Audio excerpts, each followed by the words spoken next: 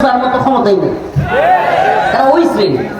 তো বলতেছিলাম যে এত জুলুম, এত নির্যাতন, এতগুলো মানুষ জীবন দেয়া, এত কিছুর পরে আমরা ভাবছিলাম হয়তো দেশটা সুন্দর হবে, ঠিক না? আমরা ভাবছিলাম হয়তো আর কেউ গোলামি করতে পারবে, হয়তো ভাবছিলাম আমাদের দেশের মতামত, আমাদের দেশের সিদ্ধান্ত আমাদের দেশের মানুষ নিতে পারবে। কিন্তু হাকিকত হলো এই যে আমেরিকার কথা ছাড়া বাংলাদেশের সিদ্ধান্ত নেওয়ার মতো পরিস্থিতি নাই। এটা ওপেন সিক্রেট। আগে ছিল ভারতের কথা, এখনো ভারতীয় আধিপত্যবাদ আছে। ভারতীয় আধিপত্যবাদ সর্বোচ্চ যেই সেক্টরে আছে এটা হলো মিডিয়া সেক্টর। এখনো ভারতীয়দের রয়ের কথা ছাড়া এখনো যারা কোনো কাজ করে না এটা হলো বাংলাদেশের মিডিয়া।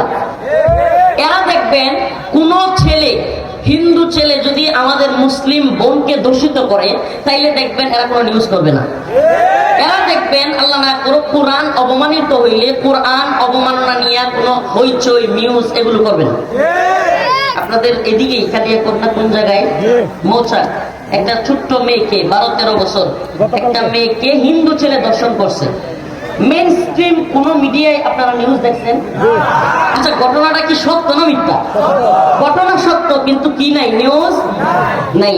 আল্লাহ মাফ করো, কোন নর্তকী, নাম নিচ্ছি না, কোন নায়িকা নামের নর্তকী যারা দেহ ব্যবসা করে বেড়ায়, এরা হাসি দিলেও এরা নিউজ করে, পাত মারলেও নিউজ করে। শয়তানের বাচ্চা।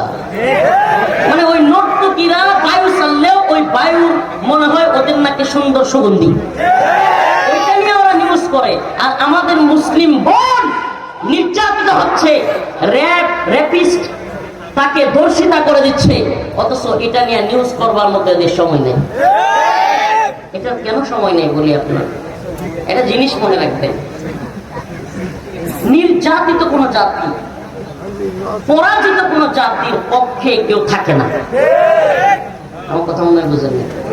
পরাজিত কোন জাতির পক্ষে, নির্যাতিত কোন জাতির পক্ষে কেউ থাকতে চায় না। বরং যারা বিজয়ী, আপনি যদি আমাদের কথাই ধরেন, আল্লাহ